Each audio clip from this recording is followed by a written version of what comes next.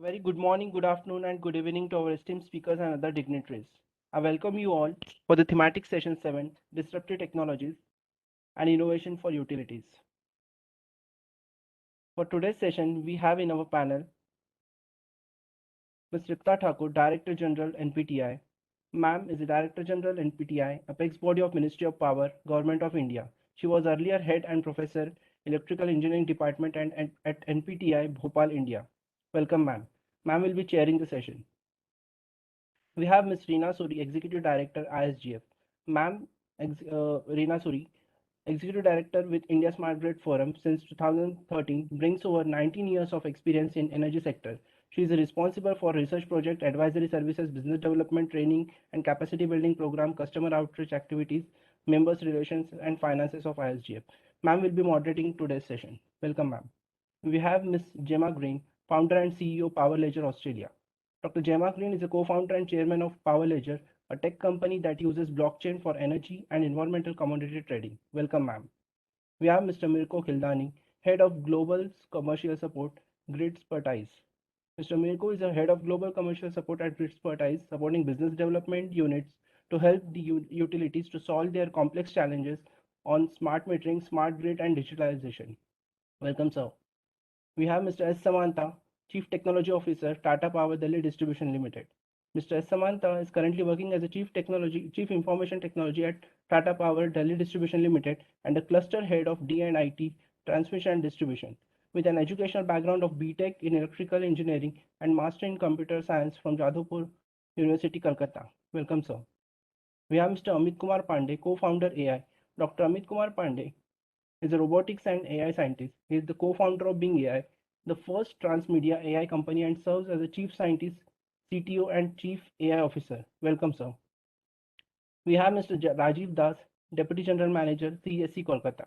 Mr. Rajiv Das is currently working in CESC Limited for more than 38 years and experience in the area of electricity distribution planning, regulatory affairs, capex budget, project execution and management, involved in technical consultancy jobs in electricity reform activities in association with Global Professional Services. Welcome, sir.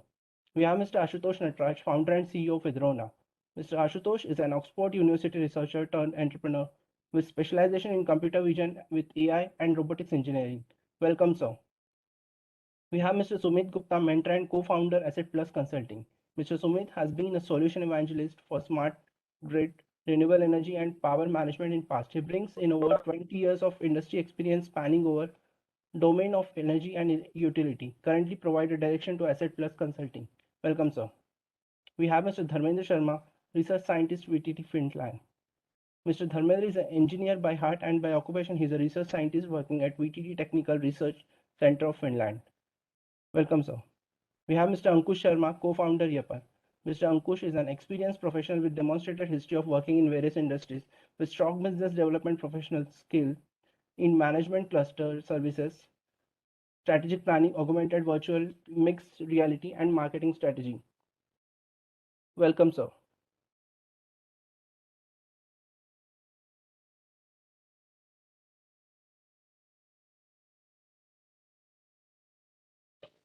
Now I would like to hand over the stage to our moderator, Ms. Reena Suri. Over to you, ma'am.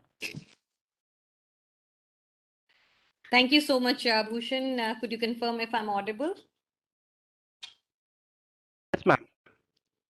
Thank you. And with that, I would like to extend a very warm welcome to all our dignitaries, our chair, our panelists for this very interesting session that we are looking forward to on disruptive technologies and innovations for utilities.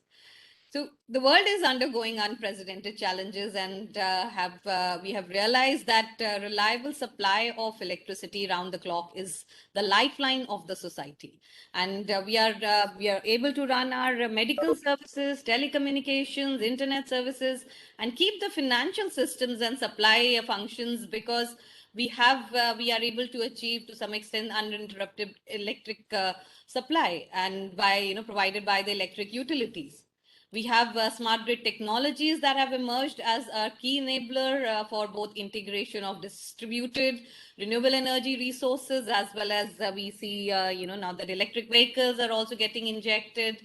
The widespread deployment of smart grid technologies is crucial to achieving a more secure, sustainable energy future. And while the developed world with the reliable 24 by 7 electric supply for several decades are presently struggling to find appropriate technologies and solutions to manage the evolving grid of 21st century. We in India need to work on the basics as well. Like access to electricity, 24 by 7 quality power, AT&C loss reductions as well.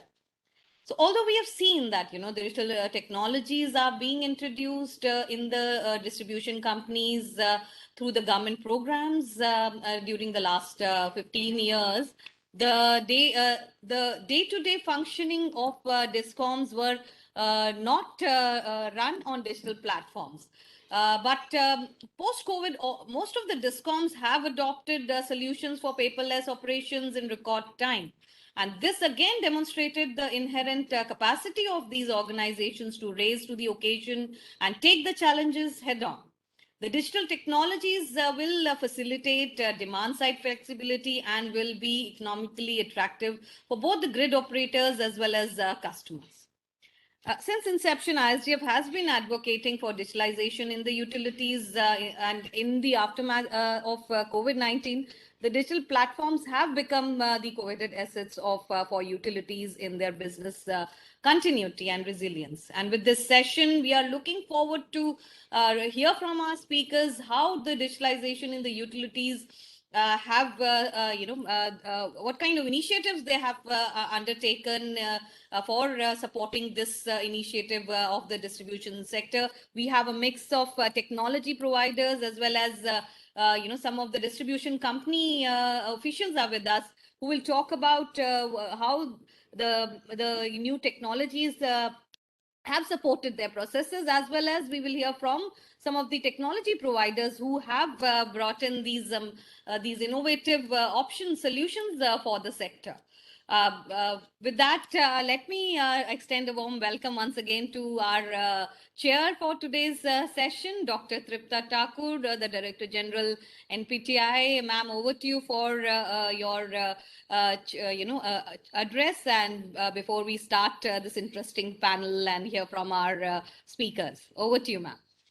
Thank you. Thank you so much. Welcome all of you for this session, Disruptive Technology and Innovation in the Utilities. Very, very interesting topic. I'm really very happy to chair the session where we are going to learn a lot about the new disruptors such as IoT, blockchain, AI, ML, and energy storage. These all are transforming our electrical power sector at a very rapid pace.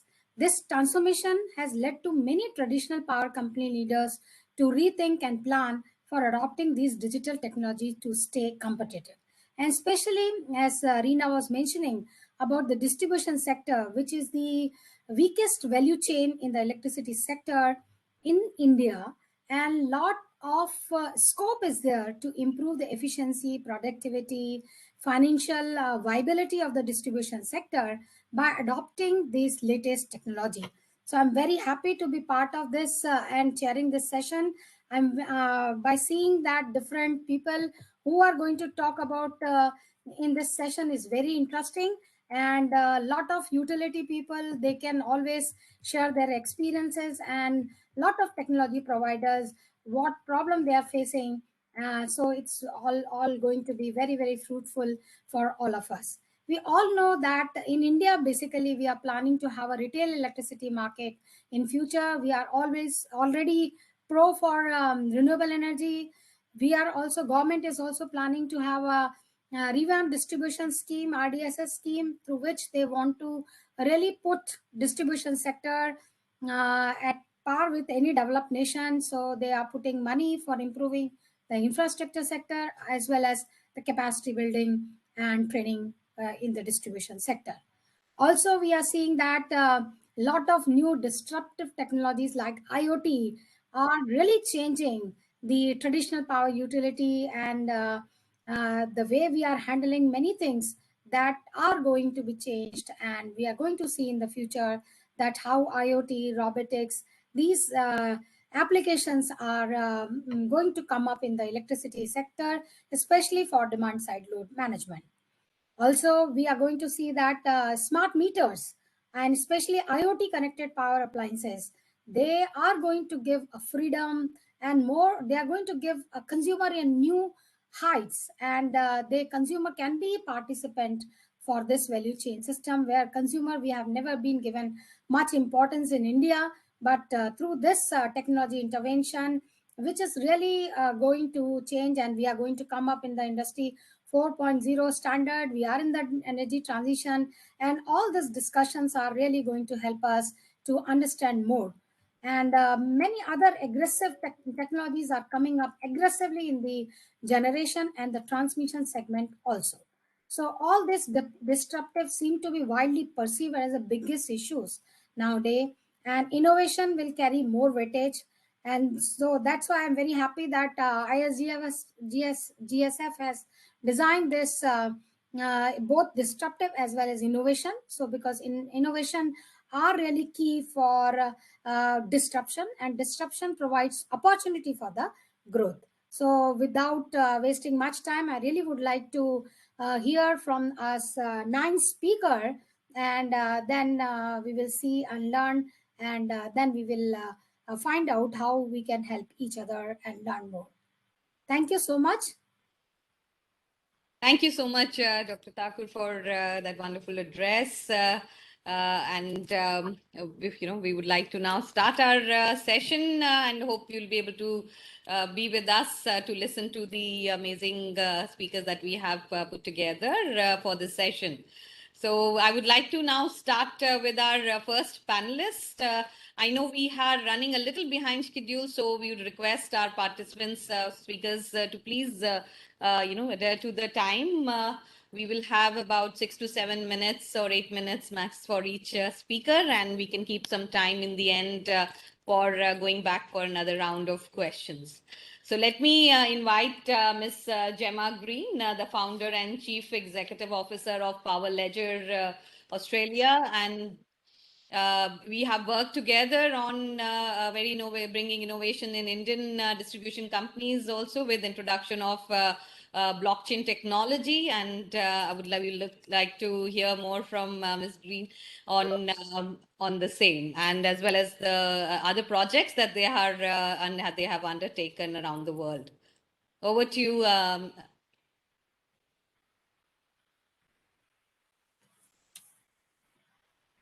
Ms. Gemma, are you there? I am here. Thank you. I'm sorry, I was in the wrong hall, but I'm in the right place now. Good to see you, and over to you. Thank you very much. I have some slides which I'm just going to share. Bear with me one moment.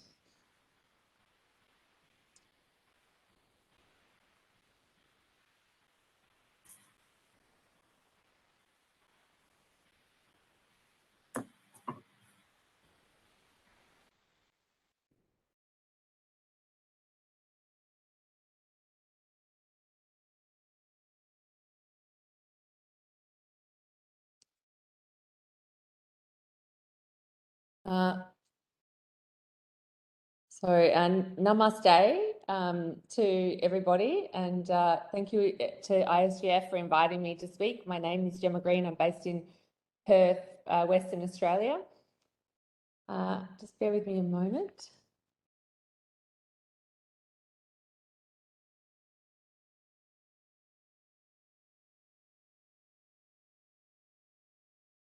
So I'm really delighted to be here talking about one of the most interesting topics around today, which is distributed energy. And I'm even more delighted to be talking in one of the most interesting places in which to explore distributed energy, which is India, of course. But before I begin, I'd just like to thank the India Smart Grid Forum for inviting me to speak. We're very grateful for the partnership we have with ISGF. And I would also like to acknowledge their innovation as they accelerate the development of smart grid technologies. For quite a long time, it's been very apparent that distributed energy is so different from centralised energy, and it requires so many things to be thought of in a kind of upside down or in a different way that it creates a kind of curious paradox.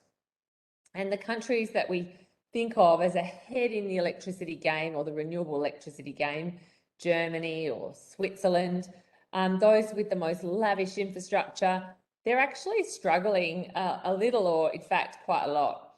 And meanwhile, the countries that have in many places no or limited electrification are rather well placed to do some innovative things, I would say. And my colleague Vinod Tiwari, who's our head of business development, he grew up in India using a diesel generator as part of his morning shower routine. So you could say that he's been trialling distributed energy resources since the 70s. As a country, I think that India has done some pace-setting changes to regulation, allowing distributed energy resources to expand. And we've been super impressed and really excited by so much that has been achieved, on this front. And we're really proud to have the collaboration with the likes of the state of Uttar Pradesh and top private utilities like Tata Power. But to go to the next step, we have to look at and comprehend a particular problem. And I think there have to be a lot of dropouts occurring in participation of feeding energy back to the grid. And there are people who haven't invested in solar, or who aren't necessarily minded to sell their surplus solar into the grid. And there's also people who invested in solar. There's people who have invested in solar and aren't necessarily minded to sell that back into the grid. And the feed-in tariff, or the net metering concept, has been too unexciting and too low and too rigid to make it worth their while to even bother. So they haven't felt compelled or empowered, and simply haven't done that. And I think that's a real pity, because it means that India might struggle to achieve its distributed renewable energy targets. And the process by which India organically grows distributed energy resources to the point that the grid can manage without major fossil fuels, that's being delayed right now. But I think there's a simple solution, and I'm here today to tell you what it is. And one of the great things about distributed energy resources is something called a LEM, or a local energy market. And once you set one of these things up, the market has a way of finding the right price for every kilowatt hour of electricity. And the prices aren't really easy to predict or simplify. Like all genuine markets, something is worth what someone else is willing to pay for it. And a price of that, of course, depends on time and place, and possibly down to the nearest 15-minute interval. And I think that's extraordinarily liberating, because suddenly you have a market deciding a price rather than government officials or subsidies, which is very costly and pushes up the price of electricity for everyone. And I think that's part of the failure in some of countries that have a very high penetration of renewable energy, however, very high electricity prices to boot. And so we believe, and what our experience is, that markets are generally better at determining prices than governments. And it means that people don't drop out because it's just not worth it. They're much more likely to stay in because the market follows their prosperity to buy and sell energy. And if you think about distributed electricity in really crude terms, it's a form of social resource, and to some extent it follows the complicated ups and downs, peaks and troughs of social habits and mores, a bit like Facebook meets Tata Power. And, that social element isn't something that governments are very good at, nor should we really expect them to be. You don't look at a government body to organise social events or softer forms of enterprise. Softer forms of enterprise are best done by companies like us at Power Ledger, companies who have some experience with this.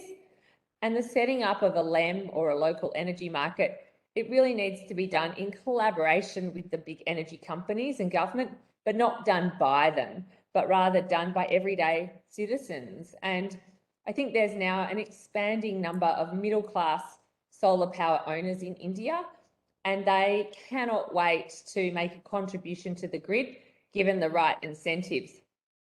And they're now buying electric vehicles, and the combination of electric vehicles and LEMs is a very compelling one.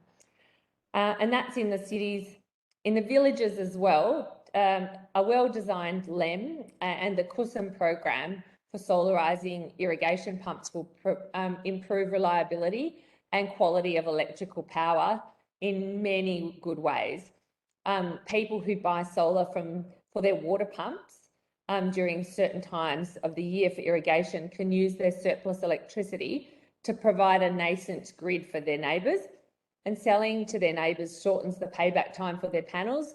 And if they add batteries, they can pay those things back faster even. So it's an organic bottom-up way to build an electrical grid, and it will have all the attributes that are inherently lacking in a top-down grid.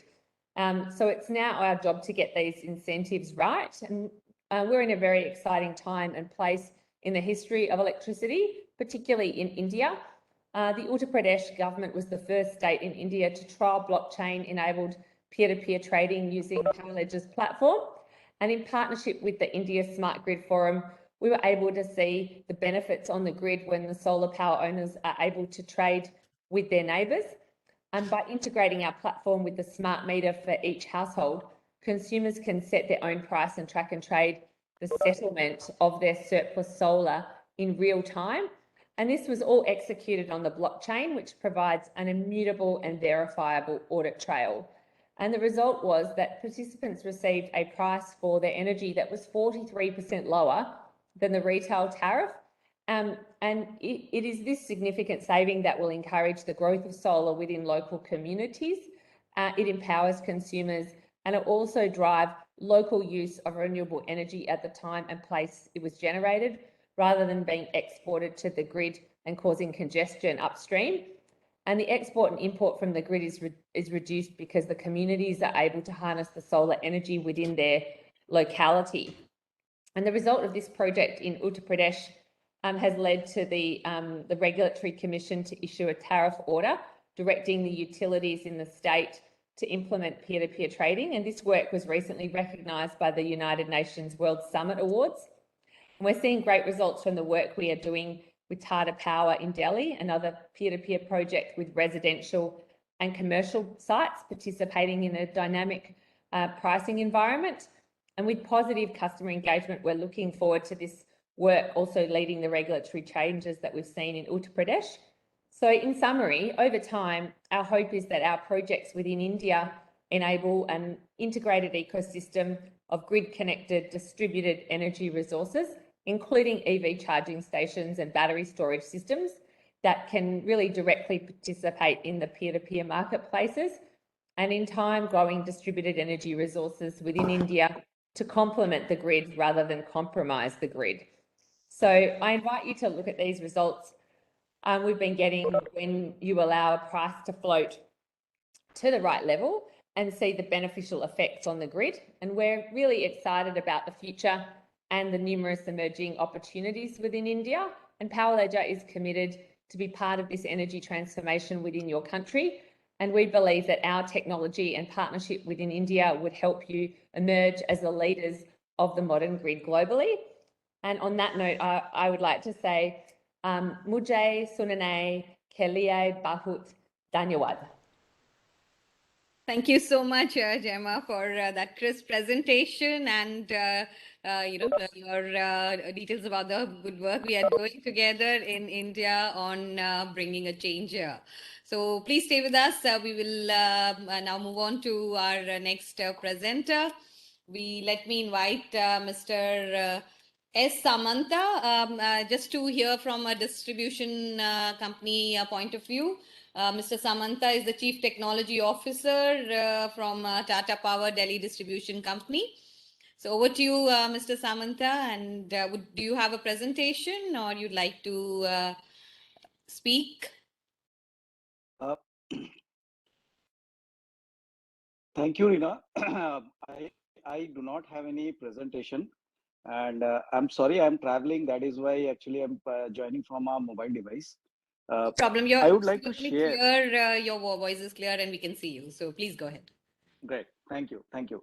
So Rather, I would like to share from the user point of view how actually the disruptive technologies actually so far helped us in the disruptive time or at the normal time. But the way actually management has to think in a disruptive way, you know that there are three aspects to drive the system through a technology way.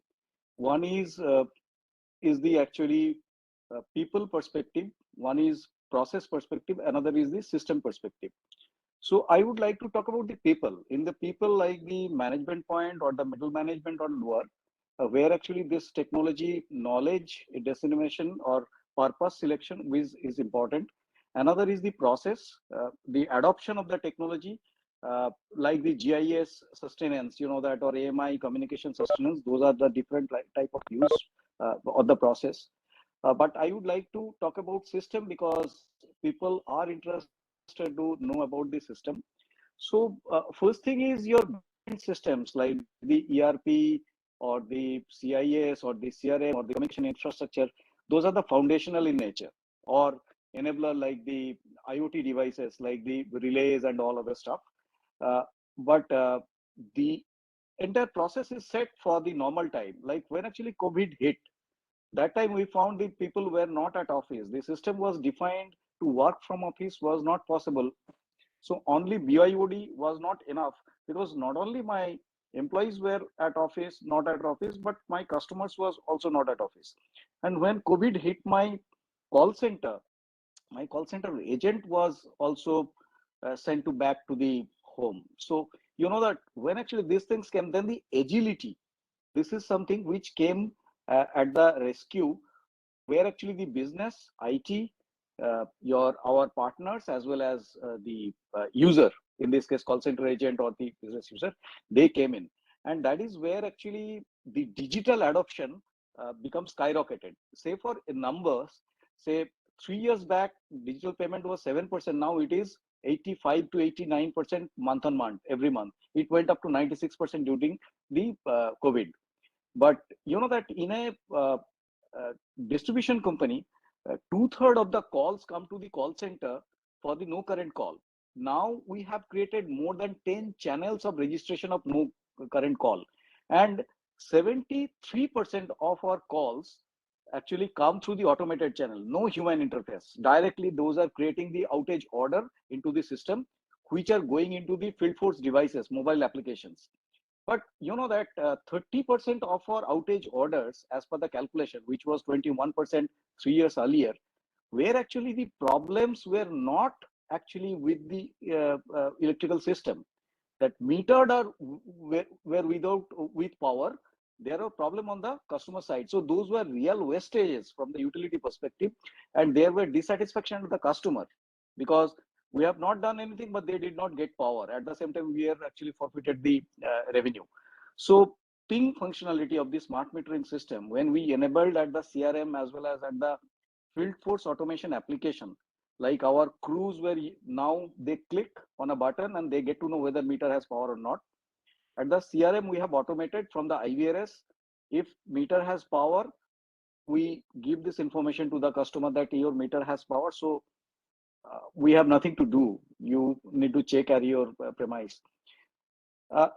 The I would like to give some numbers, because I am not getting into the technology details because technology partners are here.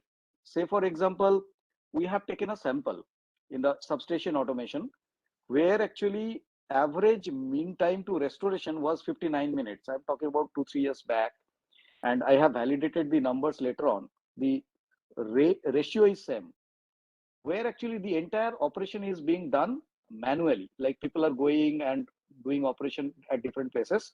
And when actually it was done through distribution automation and manual, it was 16 minutes. When it is only distribution, it is 2 minutes.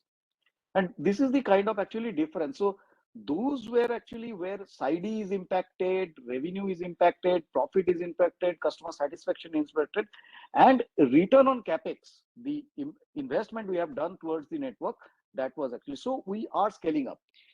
You know that utilization of the distribution transformer in the telecom sector, utilization of the mobile tower is the most important factor, or average seat mile for the like the airlines. Here we measure the utilization, that is the maximum demand divided by the capacity, which defines like how many units or how much power you are actually utilizing in the distribution transformer. We have increased by 17% over 3 years. So you can think how much capex we could avoid to deploy, and definitely related operational expenditure, manpower, spare, everything, and technical loss, the KWH. And that is how actually from the 57% we came down to 7% right now. And definitely we would like to go down further. But to sustain it, where actually I started with the people and process, those are very important, which people do not talk about, which is very important. Right now, robotic process automation has given the leapfrog expectation from the business scenario for the new connection and many other we are experiencing. IoT is another thing, because you know that substation automation equipment were costly, but these are actually very good thing like the IoT MQTT or something, which are this thing very cheap, as well as giving up scaled up possibilities for the reliability management. Blockchain, Gemma already talked about the POCs, pilots we have done. And right now we are experimenting, trying to get into the dialogue with the DOTs on the 5G. If we can actually get into that, then that will be a leapfrogging. Image analytics, predictive analytics, video analytics, these are something like we have a lot of use cases, like more than 40 use cases on the predictive, through which actually we could reduce our cost, reduce our reliability, enhance our call center predictability, like the availability, increase the collection efficiency and billing efficiency, customer indexing, etc. Those are the actually advantages we got. So my time is up. I tried to cover as maximum as possible. Thank you, ISGW and ISGF and Rina. Thank you very much. Thank you so much, Mr. Samantha, for sharing all the good work that Tata Power is doing. You are already all on the forefront of implementing the innovative technologies and making the most of the available, the new products that are available. And there's a lot, I'm sure, there's a lot to learn from the different use cases that are there with Tata Power, and for other utilities to take up and make use of the new technologies. And rightly you mentioned about sustainability of this, which we have to keep into mind while planning any new process intervention, so that we can scale our people and have a more sustainable plan going forward. So with that, thank you so much again, Mr. Samantha, and we'll come back to you for questions later if time permits. Let me now invite our next speaker, Mr. Marco Kildwani. He is the head delivery and operations from ROW Grid Expertise NL. So over to you, Mr. Marco, and looking forward to hearing your insights. Thank you so much. So good afternoon to everybody, and thanks really for the opportunity to present you our disruptive technologies for utilities. It's Mirko Ghidlani here. I'm the head of global commercial support in Grid Expertise. That is a new company inside the Enel Group. So as first, let me just mention who we are. As you probably know, Enel. So Grid Expertise is just born from a carve-out inside the Enel company during the last year. Enel is a leader in the many areas, and specifically on smart meter technologies, where we have started our first project 20 years ago. So now all the knowledge on the digital technologies for the network, so not only related to the smart meter, has been moved to Grid Expertise. This is to support also external DSOs to digitalize the process. So the market where Grid Expertise is referring now is global.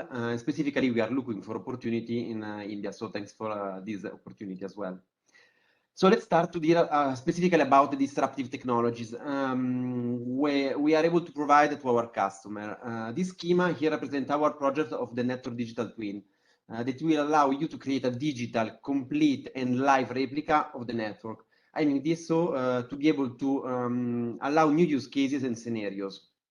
So on the very basis, let me take the pointer if I'm able to. Okay, here. On the very basis, in our idea, you have the foundation layer. Here you can get all the data from the physical infrastructure. So it comes here a really important role for the acquisition of the 3D model of the elements of the network, as well from the substation areas, but I will deep dive on this just in a while. So those data are collected as well also from different devices that we have on the network. So I'm speaking now about the electrical flow, for instance, as well as the environment measurement, that you can do it on the field with different IoT sensors, as well also from the smart meter itself, because in this paradigm, it can be considered like a sensor on the network.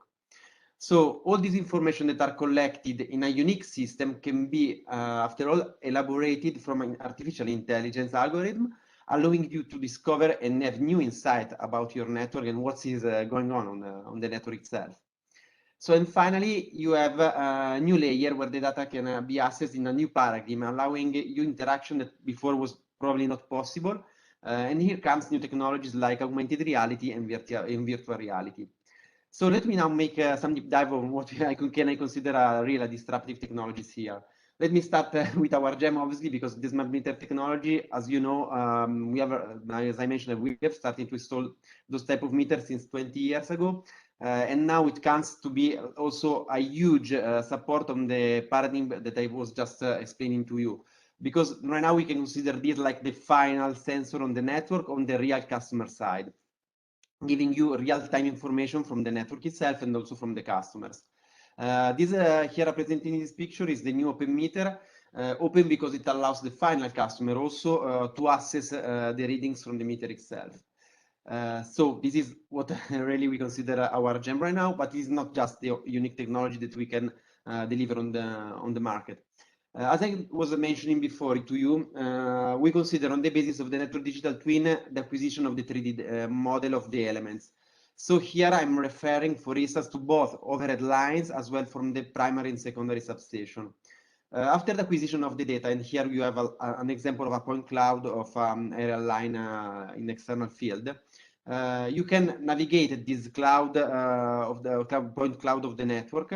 And for instance, you can, after all, elaborate those data. So on the top right, top left, sorry, for instance, we have an elaboration, automatic elaboration of those data, and you can emphasize and underline where the vegetation is too close to the line. And those is in these images are the red part. On the other way around, on the top, on the bottom right, you have another image where you can take really precise measurement of the distance from the network. So for example, this could be helpful when you have to install or to build new houses and to get to verify if the distance to the line are satisfied and are respected. This approach could be also perfectly applicable also in the primary and secondary substation, where you can use the 3D model to perfectly get the info you need for a device replacement, for instance. It is easy to verify the distance from the live part, or also if you have a possible renewal of all the substation, this can be done in an easy way, in a new way. So you can imagine that these allow new use cases, also like remote inspection or remote training as well. Thinking about training, let me give you a first glance of what way of the training right now we are doing and we are supporting to do for the field technician in a safe environment using virtual reality. Let me first underline what is the difference between virtual reality and augmented reality. In a virtual reality, a person is projected in a virtual scenarios, so he cannot interact with the real environment where he is. On the other way around, in augmented reality, you are able to add the information on the environment that is really around you. So virtual reality for training, we are already developed different scenarios where you can train your field technician in a very safe way. Obviously, the idea is not that it is going to be a substitute for the on-field training, but we have realized that starting with this type of training, it's really helpful to become familiar with the safe procedure that after you have to apply on the field, so in a real field scenarios. And last but not the least, augmented reality. Here, as I mentioned before, this technology, you can add information about the environment that it is around you. So on top of the different applications that we already can give on the market, I'm going to show you those two. On the left one, that in my opinion is really amazing. You can have on your smartphone a projection of the underground lines and the different type of and different element of the networks, also the nodes, in a really quick way. So this is very useful in normal activities on the field, but became really amazing in difficult situations, like if you have heavy snow or flooding, you can identify where are the devices in a really quick way. On the other application that I want to show you on the right, there is an application that will automatically recognize the device that you are facing. So it will give you specific hints, documentation, or information about that device. So those two technologies, for instance, are something that will allow the utility, for instance, to have a better quality of service, or as well to reduce the OPEX due to the activity on the field, because you will get everything in a very quick way. That's all for now. If you have any questions, let's figure it out later on. Thanks. Thank you so much, Mr. Kilbani and Kildani. And it was a pleasure to hear about the amazing technologies you are working with. In fact, our distribution companies are really looking forward to having interventions. Some are already using these technology, but we've been talking with the different discoms to have training, like particularly when you mentioned training around AR VR, and we are really looking forward to having using this technology for skilling people in India. So we'll be very happy to learn more about all the different technologies you are bringing for the sector, and we look forward to seeing some projects implemented in India and using the technologies here. So with that, thank you so much once again, and let me now invite the next speaker. Like to hear from one of the officials of our leading, one of the leading distribution companies in Calcutta, Mr. Rajiv Das from CSE Calcutta.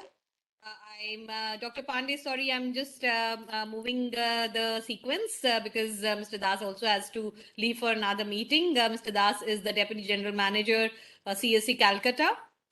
So over to you, Mr. Das, for your insights and the experiences you've had with the disruptive technologies in the utility space. Over to you. Yeah.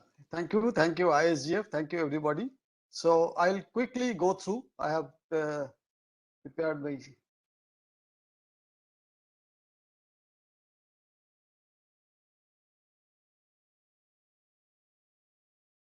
Is it visible? Yes, it is visible. You can just put it in projection mode. Okay. Yes, perfect. Thank you. Yeah, disruptions are not new. So with any new technologies, services, capabilities, so any new business models, so there can be disruption. And we all know that change is only the constant. So it is nothing new. Or the distribution utilities, we have seen it. In fact, no industry is immune to distribution. So some of the photographs, old photographs, you see in Kolkata, so this automobile has replaced the horse cart. In fact, in Kolkata, earlier it was there that horse-drawn trams. Thereafter, electric trams displaced that. Then we have seen pankha pullers, so electric fan displaced that. Now this candles and gas lights, etc., this electric bulb displaced that. Similarly, land phone, you see now it is almost displaced. So disruptions is nothing new. It is there. And so far the product electricity thing has not changed, but technology, but there are many changes we have seen in CSE system as well.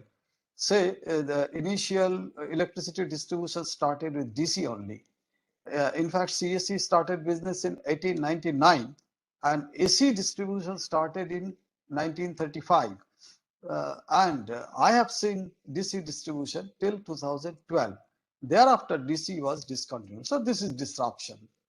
Similarly, I have seen in earlier days, the generators were run, a few generators were run in synchronism. So initial days, I have seen only state grid, thereafter region grid, now national grid. Maybe in near future, we will see some multinational grid and maybe global grid as well. So similarly, there are, but what I want to say, but if we look back in few decades, so that retail tariff design is not changed. And now you see its pace and consequences appear to be increasing due to emergence of new technologies and communication and digitization. So now the grid is changing. Now the, local generation is coming up. In Kolkata as well, we have seen about 40 megawatt of power is being pushed locally by the solar PV sources, and it is gaining momentum. Now, another thing I should must mention that there are other possible disruptive technologies apart from solar, then battery storage, electric vehicle, and if I do not mention about that smart meter program of Government of India, so it would not be wise. So the smart meter, I understand that it will create a lot more disruption in electricity business than what we have seen in last few decades. So it will provide boost to the consumers, to the utilities, and there will be change in commercial front and in technical front as well. Then AI ML based technology and analytics are coming, and in fact with smart meter, this will be applied a lot. Blockchain, yes, blockchain is a possibility. In fact, in CSE, we have tried with one blockchain with a startup organization. Now we are thinking of blockchain involving larger number of meters, maybe few hundred of meters. And for that, we are talking with some national and global experts. And there are other immersive technologies here, VR, MR, etc. Digital twin is there, and so many things are coming up, and this will create some disruption here and there.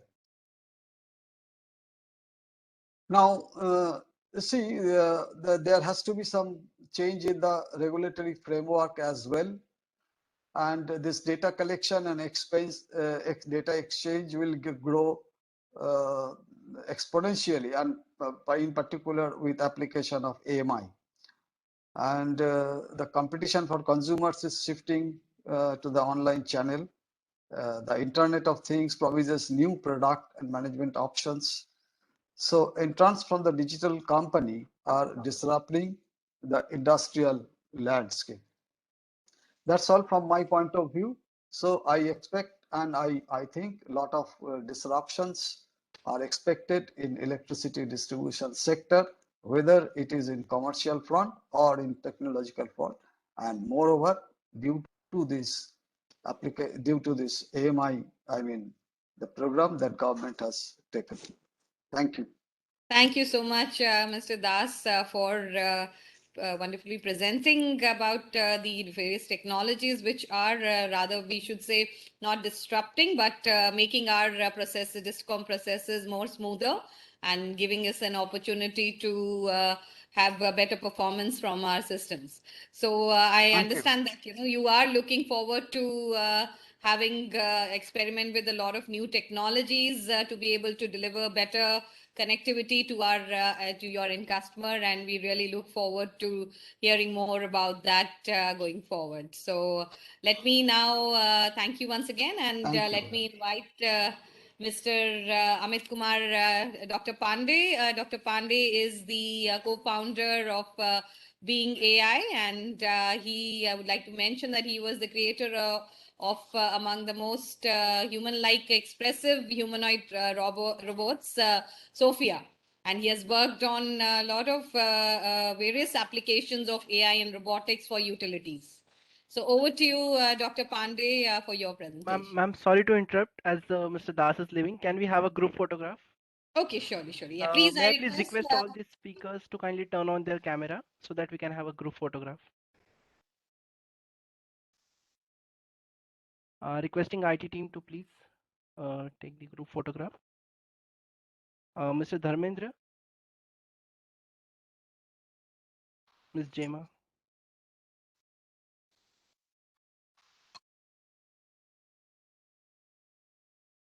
Thank you.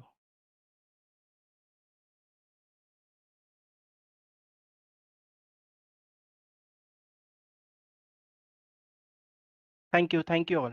Please, over to you, ma'am. Over to you, sir.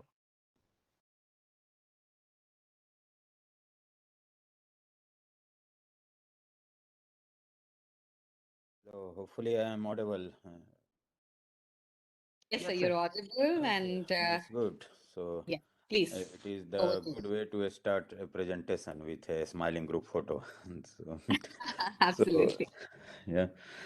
So so basically, I will be trying to give a global picture about different roles and the AI and robots combining with IoT are taking in the utility sector and some of the potentials.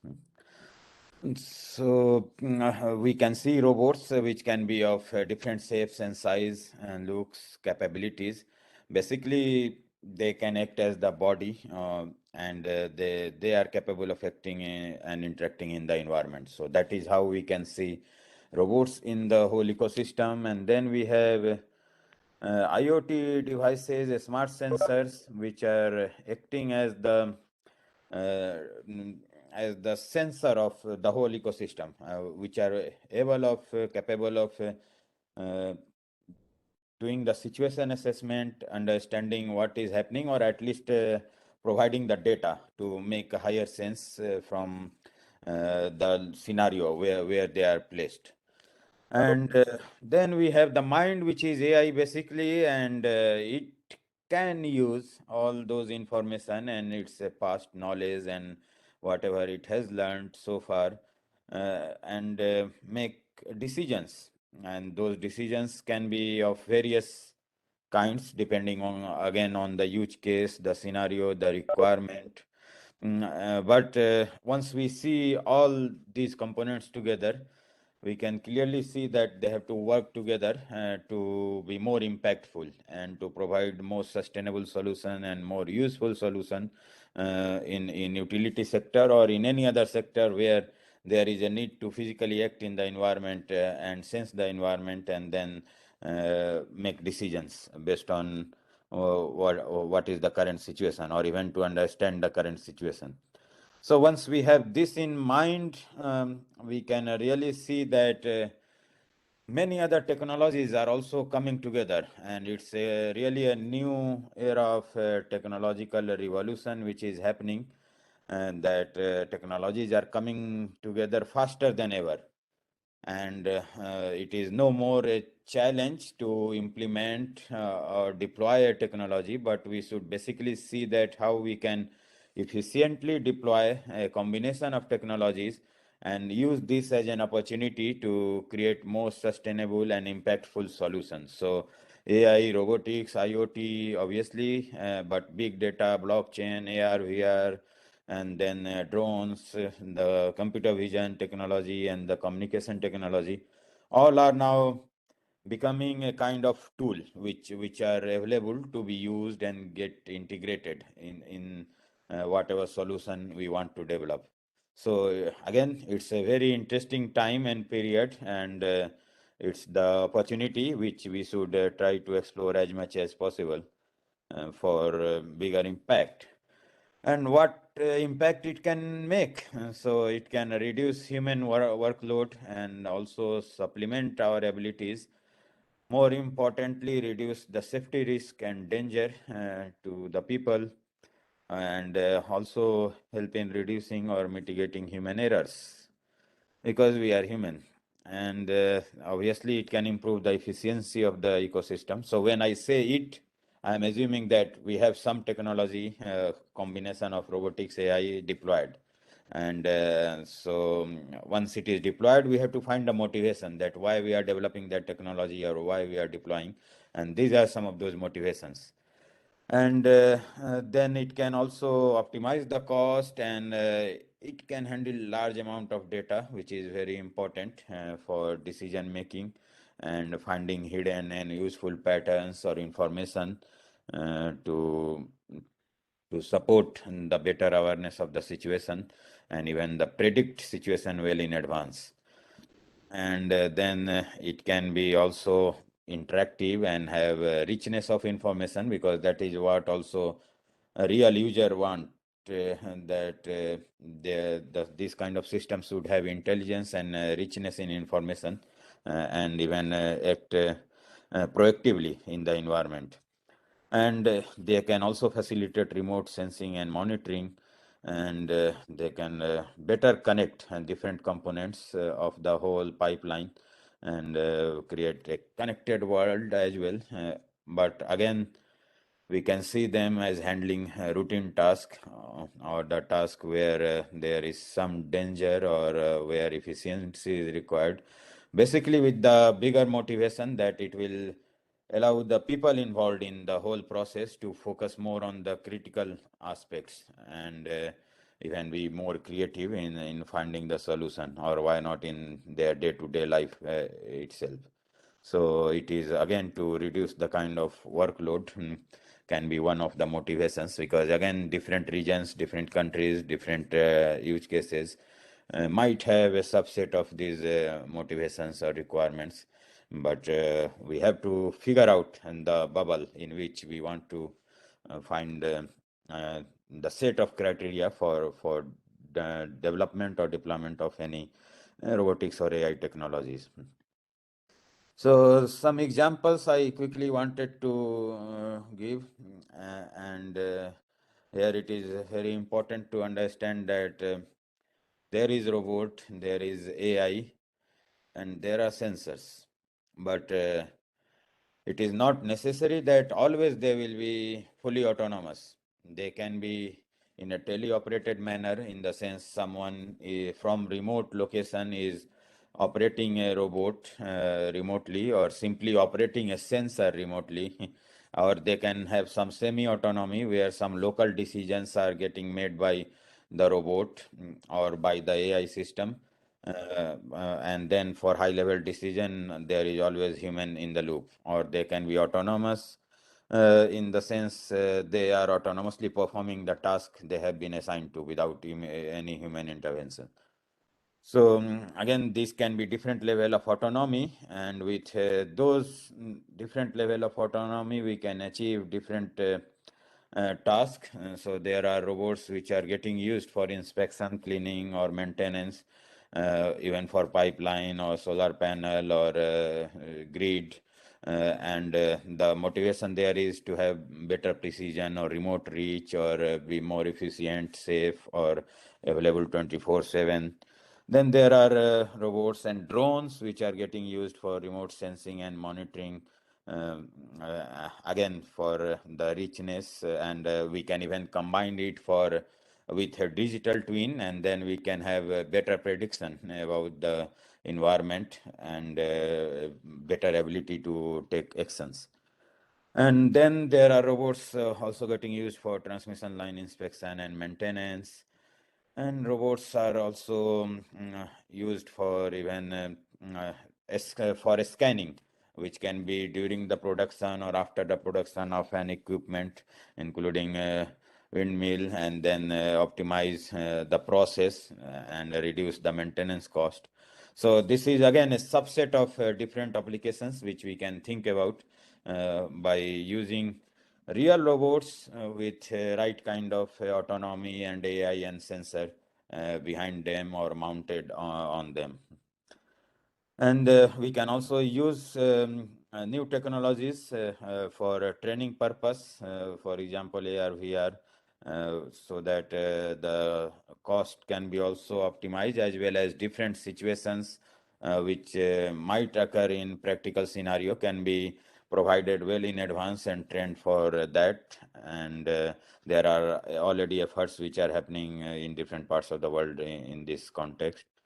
And we can even use conversational AI, which is now becoming another tool and characters for better customer support and customer engagement, which can support different languages and have natural interaction, natural way of interaction with social, cultural aspects taken into account, and then emotional and contextual understanding is becoming a key factor to make these supports more customized and more personalized.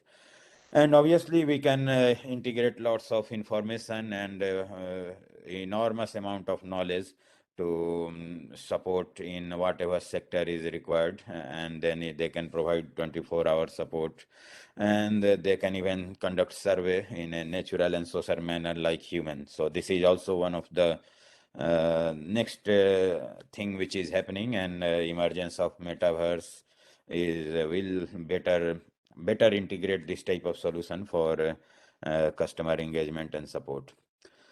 So the key is that we need to have bigger ecosystem, and that needs that and the aspect of safety, security, and then social, legal, ethical aspects, funding, regulations, collaboration, ecosystem, then benchmarking, evaluation, privacy, transparency because of the data.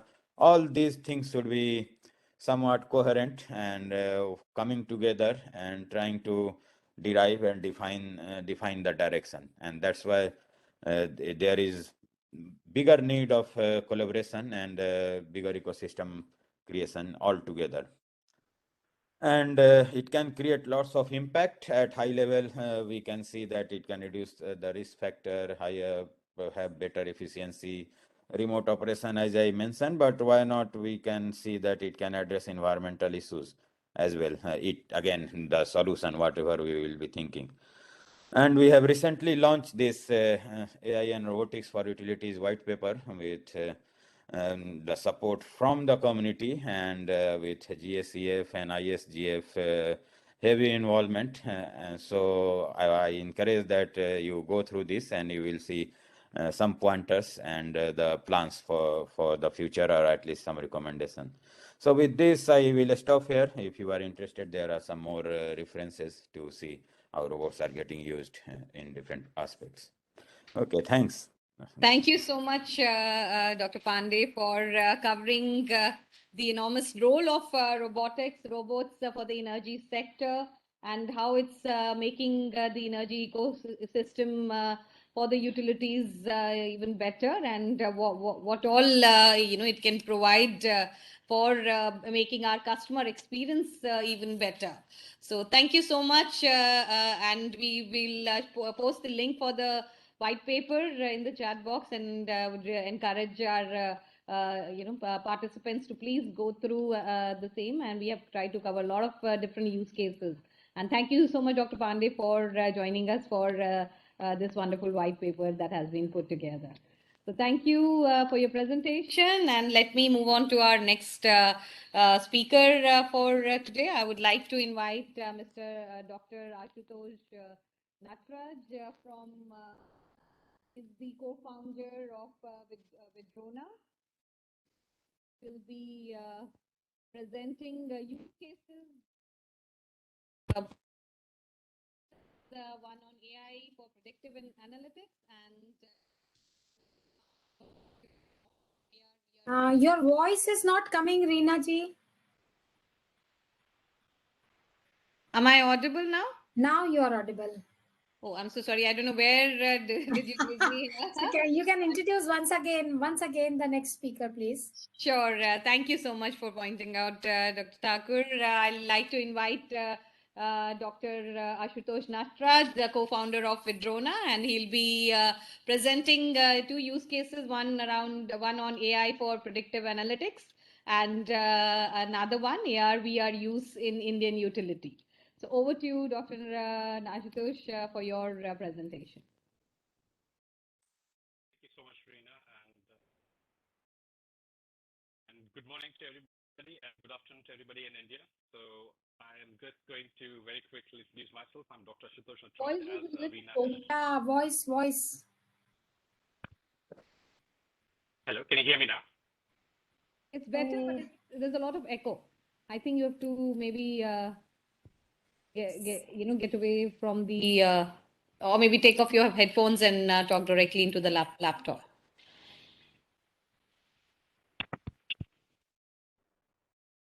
You can try again. Hello, can you hear me now? Yes, much better. Thank you. Over to you. All right, thank you. So thank you, Rina, for the kind introduction. And as I said that, so we'll quickly be taking a few things today, as many of the other co-speakers have actually kindly given a preface to the type of work that we carry out. And I thought, why not? Because since it is a specific conference dedicated for the utilities, so why not to take some use cases in India itself? So let me move first very quickly as a quick introduction who we are. So Vidrona, we are an AI-based predictive perspective analytics company for the utilities. And we started from the Oxford University GP program way back like 7-8 years ago now. And we're supported by the European Space Agency to bringing in the latest space tech into the utility sector as well. Our product is a software analytics platform, which is cloud-based, and the use cases have been helping the utilities to reduce their operations and maintenance costs by 50% and increasing their speed of maintenance to 7 times. And that is where they are making a bigger leap. Before I go further on, I rather thought why not to show you some of the use cases that will be more relevant to the scenario. And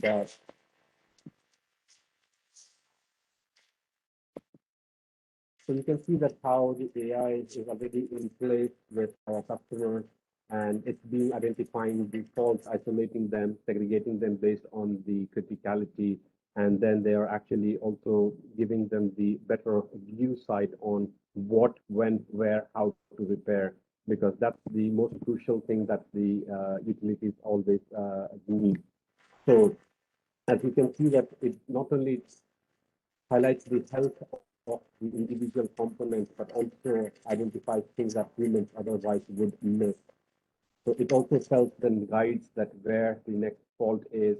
Apologies, the video somehow is not playing in a single flow. So, but the whole thing is that on the AI platform, customers already are benefiting out of it and delivering the solutions. And like last year, we also were awarded a prize in the same domain. Am I audible? Can you please confirm? Because it looks like I can hear you. Yeah. Right. Well, I don't know if the video was did it play or not. I was not sure, but the glimpses that will just give you the overall view that how things are working and moving towards the next stages. So previous video, I showed you how in real time already in the Indian utilities, people have been benefiting out of it. Now, the second one I would like to highlight and showcase you is that how in Indian utilities also are using the AR, VR combined together, as we call the AI-induced AR, for also helping them to do a repair and maintenance. So as you see currently on my screen, so this is the AR goggle that the utility company lineman or the engineers can actually utilize that and plug it on their head. If they do not have the AR set, maybe if they do not want to carry that, they can also use that directly on their mobile phone, because our system has been designed to be able to cater that as well. So just have a look here. So it is trying to tell the line engineer what is missing. For example, here the lightning arrestor or the surge arrestor isn't in place. So it guides the engineer to tell where to look. So example, you can see that it's here, but it also tells like this has to go in which location. So automatically, whenever that thing comes in, automatically it places over the right location. So they know at the site without needing to be worried or constantly not knowing what to be done next. So it automatically brings in to tell what needs to be fixed and where it needs to be fixed. I know that the video you are seeing is constantly moving up and down. It's just to show you that how reliable and how well trained the model is, that regardless of whichever orientation that you look at it, it actually takes into the consideration. So these all examples are for the Indian utilities to give you the perspective. As Amit and Samantha already had spoken about similar things, that how AI, like what is the need of AI. So there are several use cases that our customers actually come up to us and say like, okay, I need to repair at a higher pace because typical time taken for inspection to maintenance is 157 days. We want to reduce that to a shorter period of time. Also, sometimes you need to decide, should I repair it or should I actually replace it? when should I repair it, or what should be the budget you need to use to repair. So they have the different health and safety issues. So all those concerns that the utilities have, and these are on in the top, there are the impacts. So where the utilities definitely come to the point that the need of AI becomes very prominent, and this is where it starts to give a more interesting aspect. So to make it faster, the inspection and maintenance, why I'm saying this, because we need to understand one very critical part of it. Utilities are supposed to provide electricity, uninterrupted, reliable electricity to their customers, but at an affordable cost. Regulators are constantly looking that they need to keep the cost low so that everybody is in a win-win. So hence that gap that remains is that how to make more from like reliable network from the existing system. So what utility companies started to do is that now many companies either started to deploy drone operator companies, or they have started purchasing their own drones, which is good. But at the same time, you can see that when they collect the data from the drone, they have to go for a visual manual gazing into the fault. And within one image, you can have several faults, and becomes quite a human error involved process, because many times many faults get skipped or missed, because as humans, we cannot constantly keep looking and identifying the fault. And the major problem then happens is that the engineers or the operation managers, they have to now first verify if whatever has been reported is correct or not. And in many cases, this becomes a major challenge, because they have to have additional burden on the linemen and also for the false flagging. And then despite that, still they have to use multiple softwares to bring in to their operations and maintenance. But this cycle is very early phase, and that's where the entire problem comes into the play. So that's why it becomes quite a prominent thing, that how we have seen that, typically it should have been 1 to 7, like, all this process. But generally now, right now, everybody is focusing on step 1 and step 6, but missing on the main parts of the entire thing about these steps. So what we have done is that from the drone data capture or the human data capture or the helicopter data capture, whatever, you can have a lineman going and collecting pictures as well. It doesn't matter. What we have done is that we have divided the entire process into 4 quadrants, like pre-maintenance, then there is the predictive maintenance, during maintenance, and post-maintenance. So what actually happens is that once the data is captured, what to do with the collected data. So we need that brain of that to make a valuable insight, valuable information, so that the engineer or the lineman will know what needs to be fixed, when it needs to be fixed, where is it located, and how efficiently or effectively that can be carried out. The operation manager will have limited budget. That budget has to be well planned and associated with that. So those things, the entire thing makes the entire need that we have offered to our customers. And there has been a very big leap jump for the customers, benefiting, giving a return on investment of 3.3 times. Now, going next to further this, now it becomes a very crucial thing, because I can hear very often the utility companies talking about, should they build their own software? Do they buy something which is available in the market, or should they partner? So typically, this is the biggest challenge that it comes to the most utilities, is that they have to go under this typical 5-year innovation cycle, which nobody can stop or can shorten it, because that's a typical life cycle you have to go. This involves quite an extensive amount of investment in money, as well as time, resources, etc. And still, it becomes a question mark. Are you, as an utility, willing to wait for Dr. another Ashutosh, 5 you years? need to wrap up in Sure. the next minute, yeah. Sure. So this is where it becomes quite an interesting aspect. So where it becomes what we are constantly telling the utility companies, that if you have enough time, because even if you start to develop, you will develop the solution, and it will wait for like more than 5 years. So you already, it starts to make behind the curve, because by the time it gets ready, it is not in the situation. And also you will have to heavily invest on the skills. Plus, if you try to buy something which is readily available, the technology is evolving every now and then. The hardware is evolving literally every month or 6 months. So the cost which goes, it becomes like a sunk cost. So that's why we start to look into the opportunity of partnering up. When they do partner, it's not only the data that we are delivering for one customer, but for several customers all across the globe. And that's why it makes the system much more better and more effective. So this is the typical benefits that we constantly tell to utility companies, that, what are the typical benefits that the utilities benefit by partnering up. Firstly, they are saving 50% in their cost in operation maintenance, making the entire operation maintenance cycle faster by 7 times with an accuracy of 99.8%, and reducing the 167 days cycle to 25 days cycle. Now, we need to understand another major investment thing is that if we start to go on to the developing things, sorry, we're running behind schedule. Sorry, I'm interrupting, but we need to close this one and move to the next presenter. This is the last slide, okay, please, yeah, please. So this will be where the utilities start to get in much more bigger challenge, because if they have to invest, for example, for innovation, they will have to invest thousands of crores in doing the development. We are doing as a company because we have multiple customers, so we can break down that cost, divide that cost into multiple customers, and make the solution much more affordable and cheaper so that they can utilize it. And plus, the benefit that they get is that it's not been, the models are not trained just for one customer data set, but as well as like thousands of customers. So automatically you get a better and a more stronger solution. And as again, emphasizing that the cost is literally too little, and it becomes affordable to utilize the best of the cutting edge solutions. So I will skip all these things. There are some of the examples just to give you that how humans are unable to see these things, whereas the benefits is that, like for example, SAG, etc. Humans will only start to notice when it is furthermore, but AI will start to even notice when the SAG angle starts changing from even 1 degree. Sorry to interrupt again, Dr. Natraj. I'm really sorry. We have, packed a lot of different presentations in the short time, but we wanted to bring all the different perspectives and technologies available for the session. So thank you so much, and I'm sure our participants will be in touch with you, and we will, have more opportunities to have more detailed presentation in the near future. So thank you once again.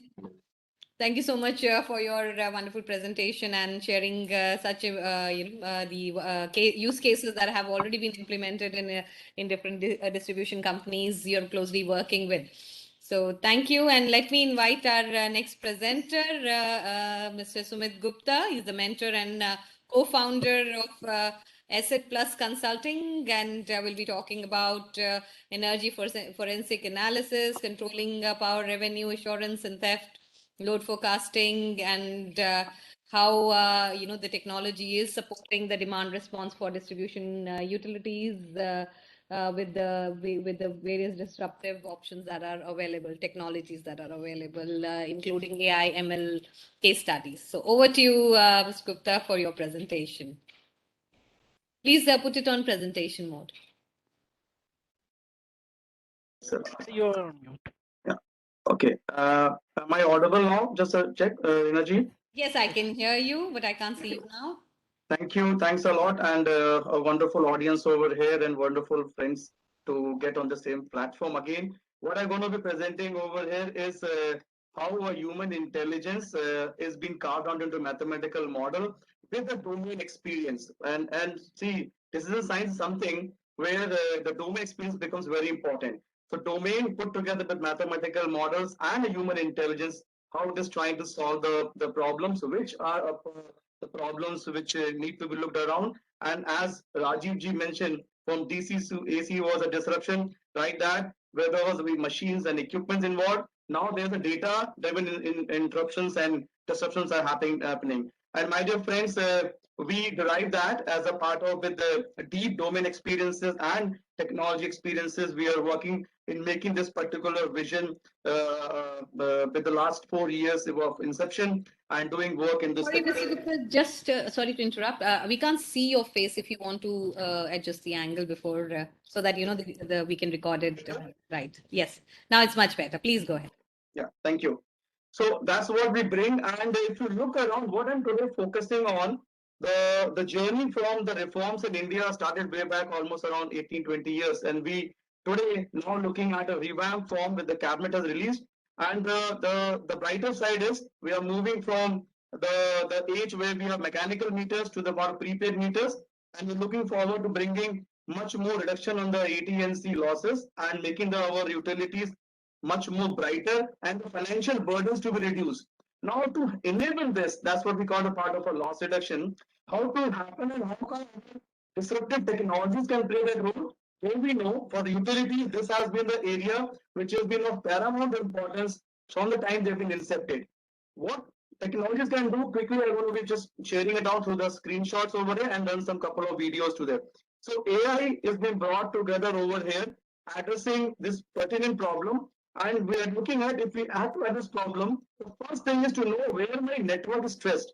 Do I know today which is my stress network down the line from substation to the part of my DT to the part of my LT to the level of my poles and pillar to the end consumers?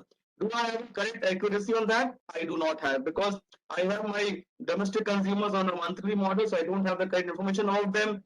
I have some of the consumers on an AMR meter, so I have some information, and that's where the biggest challenge is find the first stress network. If we have found that, remaining other the pilferage point which is there to look around working on different data set becomes much more easier. So the first element is finding the network where the vendors are weak. And that's a pertinent problem because the changes dynamics of the connections always keep on the last mile customer to pillar and pole.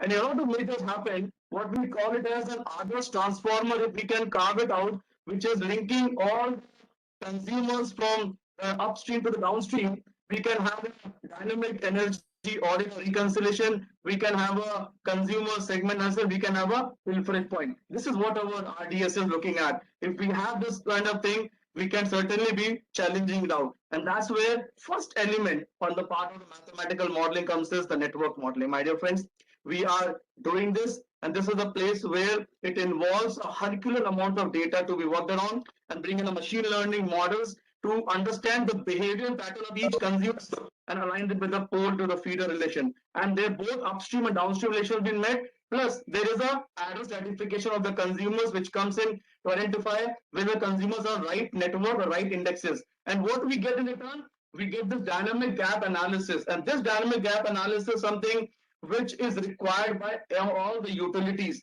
This is something which will able to help us to know where we're standing. It's kind of health check for our utilities. If we know this, then we go to the next level. That means we're able to look at the data of my consumption, data of my events, data of my billing, data of my complaint.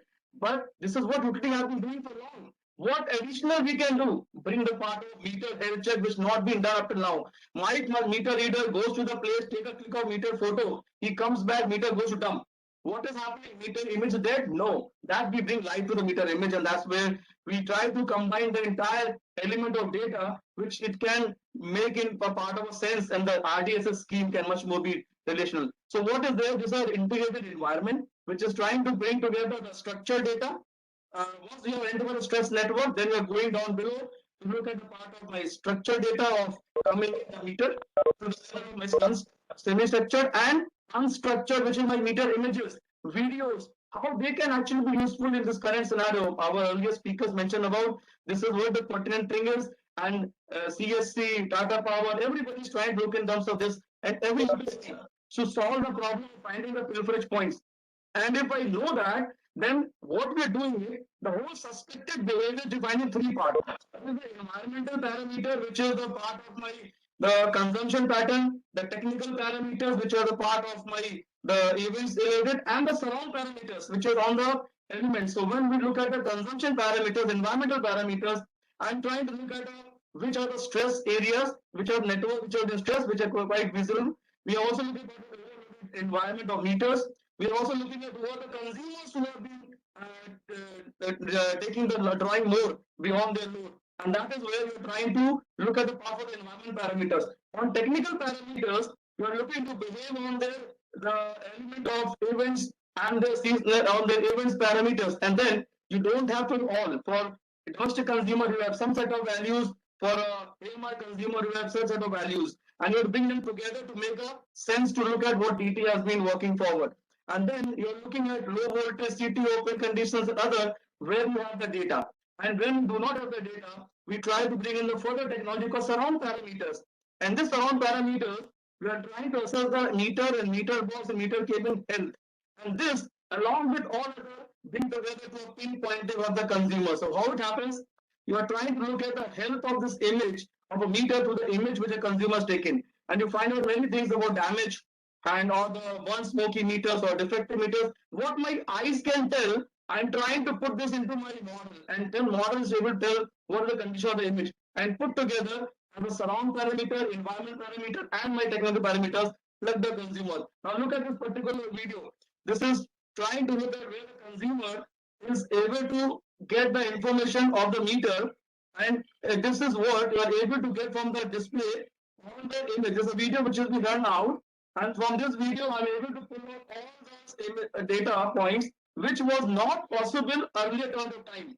And with this, I'm able to look at those parameters, instantaneous parameter I can capture for the even the domestic consumers whom I'm visiting. I go to the next slide. Over here, in this over here, you can look at whether my meter image which was taken. I do not know sitting in my command center whether the customer or meter was burned. But then my image which has been received, I can look around and it can predict out this is a part of a meter image which has been having a burn scenario. Third, as a part of element where I'm looking at whether the meter has display problem or not display problem. And this is a time when all these meters, I'm not asking my meter to do any extra task. I'm not asking my consumer to do any task. Whatever the consumer has given the information, we are trying to pull the information out. Now look at this, the temper condition. Many a times we do not know whether this particular meter has been what kind of condition, whether it's been tempered or not. A tempering means many ways of temper can happen. So that's where the image perspective and video comes in handy to put together perspective which we call. Now other thing is meter cabin. Many a time the person goes to cabin, the meter is not there, and he can just bring a picture of there, doesn't even know which meter was there or not, and the model is able to handle, and they say okay where the meter was not. So you can always go back and say these consumers, the meter are there in the home premises, and you have to look in a different way to it, because you can then relate to the time the person spent while going for the meter reading to do the other place. And these are one live cases from the field which has been done, friends, and which will be handled. And all this data then put into a part of mathematical model to using the modeling parameters which we all know, and then these models have been combined together. It's been giving out the suspected consumers who are there, and then this suspected consumer, how it is helping my discom. This is helping my discom to give me a comprehensive data view. It's a real-time customer analysis, real-time, any point of time. It is giving my vigilance a 99% success rate. It is giving discoms of revenue of 7 to 7%, which was unrealized, which was struck. Now look at this. A utility which is having 1,000 crore monthly revenue, how much this is trying to come around with 5 to 7%. And there's a seamless integration with the utility technology stack would be whatever they have in MDM, whatever they have SAP, whatever they have as a part of billing system, all comes together. And it is a complete 360-degree view on the revenue enhancement and loss reduction. And the most thing is today aging manpower, people are not there. This is what trying to bring the people down from 10 to 2 to look at a part of vigilance and catch out of the people who are pilferages. Thank you for giving us this, and these are our pride with whom we have been working in the sector with BSC Rajdhani, with Yamuna, with NPTI, with the MSM in NICE, and progressing utilities with whom we are doing the proof of concepts of same things, Torrent Power, NPCL in CSC, where the patronizing one like Yamuna Power, Advai Power are using it at their end. Thank you, and for giving this opportunity. Thanks a lot, Rinaji. And sorry for running out of time. Shukla, for such a comprehensive presentation of various AI-enabled solutions that are there and the benefits they are bringing for the power system. So thank you once again for joining us and for the wonderful presentation. Thank so you. now let me invite our next presenter, Mr. Dharmendra Sharma he's a research scientist, VTT from VTT Finland. So over to you, Mr. Sharma, for the presentation, and we're looking forward to hear from you about your experiences on various disruptive technologies that you've been working with. Over to you. Yeah. Thank you so much, moderator ma'am, and thank you, Madam Chair. It is my pleasure to be here. And greetings to everyone from Arctic Circle in northern Finland, and good afternoon to everyone in India. I'm going to talk about this project that we started like 2 years ago here in VTT Finland, and it's about like can we organize energy community governance using blockchain-based applications. So, and I will try to be brief, and thank you, Reggie sir, for invitation. So we propose and develop a local energy community operation and governance by means of decentralized autonomous organization, short from DAO. So what is DAO? So basically, DAO is just a governance smart contract containing all immutable governance rule on a blockchain. So it's just an application of the blockchain. So DAOs are transparent, democratic, member-owned community without any centralized leadership. So let's see how we can have such governance DAO and use it for the community operation. So DAO is about how we manage communities and bring people together for a specific purpose.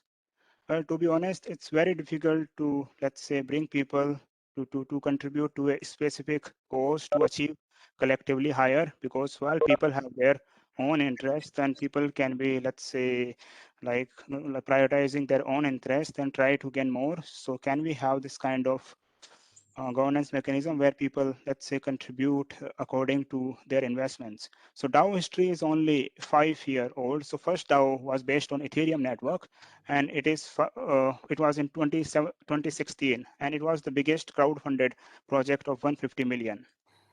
And DAO is basically like a cooperative company, but it has much less overhead and it has higher member experience.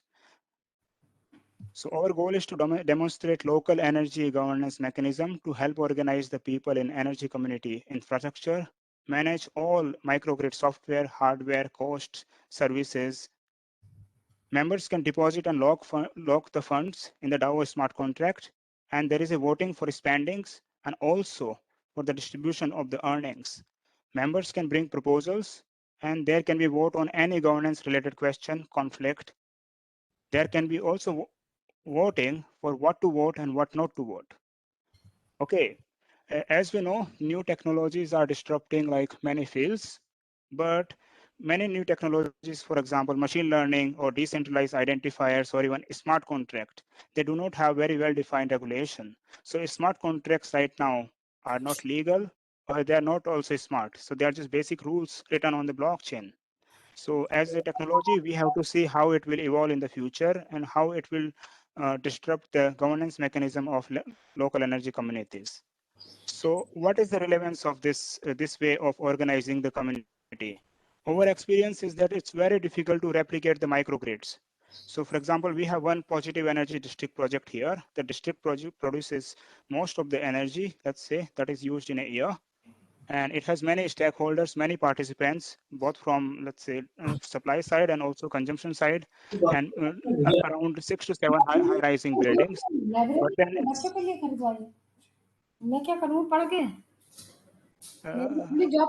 me, could you please mute yourself? Dr. Thakur, yeah, thank you.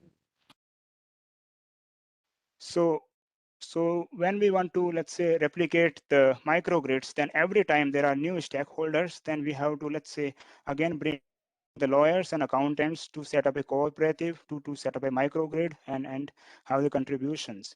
So can DAO help us to replicate microgrid projects in multiple communities? So what are the challenges? The challenges are that there is no reliable and secure mechanism to bring funding into the local energy systems. And also service mechanisms from the community-owned infrastructure is also missing. So for example, as a community, let's say, if a community wants to install a community battery storage, so what is the mechanism to have the investment from the community, and what is the mechanism to bring the investment from outside of the community? And then what will be the, let's say, return on investment? What will be the mechanism? And what are the overheads in the whole process? So there is no mechanism to horizontally scale one project into the another location. Let's say, when I say there is no, so then I mean that no very well-defined mechanism. And then, for example, there is another approach that, for example, a community can have, for example, local energy production, and also like a community e-car charging service that it could offer to many, let's say, people. But then there is no mechanism that how they can distribute the profits among the community. So in this kind of decentralized like energy communities, these are the topics, like those are very well covered in, let's say, last 5, 6, 7 years. So local energy communities, microgrid systems are being built, and also this kind of, let's say, different kind of energy resources are being installed in communities. And of course, recently there has also been this kind of development into this kind of marketplaces for P2P energy, let's say, trading, and also the energy flexibility trading. But how about we can speed up the whole process of this microgrid setting into the communities? So how can we bring this kind of investment? And then how can we have this kind of overall governance mechanism so that it's all about like money and the people? So when money and people is involved, we need this kind of, let's say, mechanism that is fair to everybody and also very transparent. So using this kind of DAO, in our opinion, we can have this kind of trusted, leaderless, and democratic energy community governance mechanism. We can horizontally scale microgrids at very high speed and faster application process. And we can also enhance the community member experience and the participation. For example, in traditional cooperative companies, they are not very transparent. Of course, the members have some role, but well, the decision mechanism is not very transparent, and also the contributions and money flow is not very transparent. So over this Energy DAO project, we already have the DAO link. So the link will be shared on the next slide. So all the community members can participate into the DAO smart contract using the MetaMask wallet, and it is active since last 2 months. There are 23 members already, and we are, let's say, testing many type of community management, conflict, and organization scenarios. So for example, any member can propose, let's say, new development in a community, and all the participants can vote on that proposal. And then if, let's say, votes are in favor, then community can, let's say, decide to spend that money for that specific proposal. So for example, this was like the first proposal in this DAO. So it was like the relevance of this DAO itself. So it was a question like if this kind of DAO-based mechanism can actually help us solve local energy community governance problem. And then people voted. So what are the key takeaways from here? So technically speaking, blockchain is just only a slow database and nothing more at the very basic level. And power system needs to be very fast. So we have to be very careful about overusing blockchain in power system, because this is a very strange marriage here. And DAOs, from, let's say, governance point of view, they should be built on the decentralized enough blockchains. Because if we build some sort of governance on the centralized blockchains, then, well, the community doesn't have much control, and centralized entity could change the DAO smart contract. And we think that DAO can solve the community wealth leak problem. So, and also we can have this kind of like, let's say, some sort of energy sovereignty in the community, that they can produce some of their energy their own, and rest they can also help grid also stabilize and can take rest of the energy from the grid. And when we are building this kind of DAO-based mechanism, we should be very careful, because every, let's say, local energy community is different. So when we are making this kind of energy governance mechanism, then we should, let's say, take consideration of all the local needs. Those are there. And if you want to follow this project, this is the web page. You can also join the DAO space using your MetaMask wallet. And if you want the white paper that is in process, please send an email. We will send you the white paper. And this is also the QR code. So if you can take your portable telephone from your pocket, and if you scan it, you can directly go to the link. And also, we also have this kind of IOTA blockchain-based one-tier double auction type flexibility marketplace that is open for everybody. So if you want a takeaway, you can contact us and you can take this marketplace away. Thank you so much. And thank you everybody for this opportunity to present it here. Thank you. Thank you. Thank you so much, Mr. Sharma. That was a wonderful case study on how the local energy community governance can be managed using blockchain. So we'll be really looking into how more details about the project, and we'll be in touch with you. Thank you so much. And let me now invite our next presenter, Mr. Ankush Sharma, co-founder YEPA. Is going to talk about the augmented reality technology solutions, the virtual reality and mixed reality technology solutions that YEPA is working on. So over to you, Ankush Sharma, for your presentation.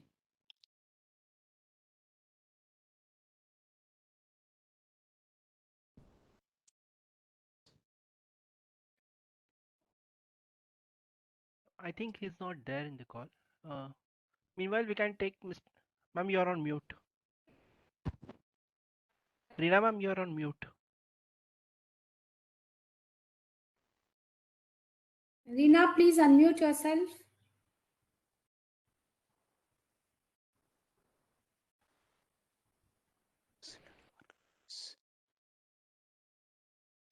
Hello? She's out. Yeah. Might be Meanwhile, joining back again. yeah. Meanwhile, we can call Mr. M. Fujiwara for his. Hello? Hello, Mr. am I Fujiwara? audible? Yeah, ma'am. You Please. are Over very to much you. audible. Yes. Over to you, Thank ma'am. you so much. I don't know, some internet issues. Yeah. No issue. I think Mr. Ankush is not there. No. Again, Reena, you are mute. Please unmute yourself. Why am I getting muted? Hello, can you Yeah, hear me? no, we can hear you. Thank you, thank you. I think Ankush is facing some technical glitches like me. So I'm going to invite our next speaker. He's Mr. M. Fujiwara. He's the Division Manager and Executive Officer, Business Development, DG Capital Group. So Mr. Fujiwara, please take over the stage and start your presentation. We look forward to hear from you. Hello, can you hear Over me? to you, sir. Yeah, sir. You're audible. Okay, good. Thank you. So thank you very much, Ms. Suri. And I would like to express my thanks to Mr. Pillai and the ISGF for inviting me to this wonderful opportunity. And greetings to the honorable guest and my colleague speakers and attendants. So let me share my presentation here.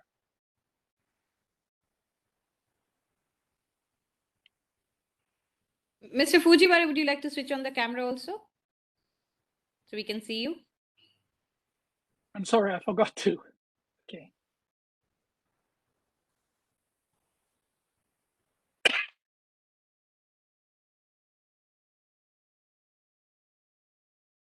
So can you see my presentation? Yes, we can see your presentation. Please Okay, go good. ahead. Okay, so I'm going to explain about our company and our technology. Our company is a DG Capital Group located in Japan, and our solution is called Digital Grid.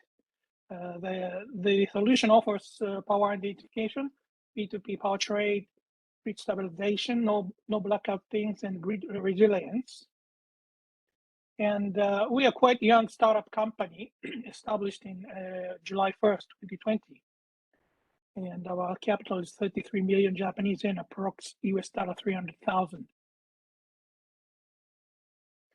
And unfortunately, our founder, Mr. Abe, couldn't make it today, so that's why I'm here. And he has been working very hard to develop digital grid technology. I think he spent nearly 10 years or more, and he made some presentation on international conferences. He wrote a book about digital grid. Also, he has some patents, Indian patents, and international patents as well. And he ever created entities like NPO, Digital Grid Consortium, Digital Grid Corporation, and Washer Inc. They're very successful. And nearly 2 years ago, he spun out and created this DG Capital Group to further develop the core competence device. So we see a lot of problems with the main grid with renewables everywhere, not only in India, but also in Japan and other countries. You know, in a nutshell, it needs a flexibility, you know, and the capacity to the main grid. So our solution is to go distributed. And these are what we call cell grids. It's a microgrid with a special inverter, dual conversion inverter, which is called the digital grid router. Digital grid router is basically AC-DC, AC back-to-back battery energized multi-source inverter. And this connects these microgrids asynchronously to the main grid. And in case something happens, it will automatically detach from the grid, and it can continue, autonomously, independently. And this is the principle of the digital grid router. It's an AC, DC, AC dual conversion inverter. And unlike conventional inverters, which has a dedicated hardware and software, DGR is a software-driven common inverter. So you can upgrade and make anything you want on the software, and it can use it can control and use battery, PV, and other gensets, everything. And our solution is, I think, suitable for Indian grid, because I know your government ordered each major cities must be islanding capable. So our DGR is like this, it's a full digital control via FPGA based on the 9.5 bridges by directional current control. And the unique thing is it's a hysteresis wave control. So very very fast and quite efficient and fast. And the variety connection to AC/DC power source. And the grid follower, grid connect mode.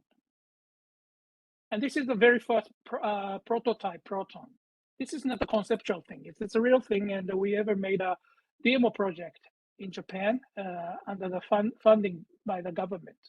And it's been very successful. So now we are working on a next generation model, which we call it Helios. It's a double capacity and the modularized and centralized control and it's grid forming capability. So all the components are modularized, and only the motherboard, the heart of the device, is supplied from us, but the others, it can be localized anywhere. So I would say make it in India ready, because we supply only the motherboard, and all the other hardwares and things can be made locally, so we can suppress the cost. And this is one of the unique things. We use the GPS satellite signal, time signal, to synchronize all the DGRs in a microgrid. So it gives virtual inertia, and it's a great grid forming capability. The grid, as you know, grid forming capability is a worldwide challenge, and I think we are able to do it. So this is a snapshot of our lab in Tokyo, and we made some testing, and we are almost ready to make our first production prototype next month. And we are also applying Japanese government's funding projects with big companies like Kyocera and the Toda Corporation. So this is a brief introduction of our technology.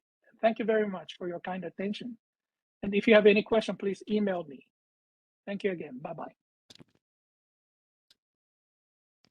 Thank you so much, Mr. Fujiwara, for that presentation. And it was very good to hear from you about the projects that you have undertaken, bringing the innovative technologies and value of also creating value of renewable energy and reducing the emission with the technologies like blockchain in the last few years.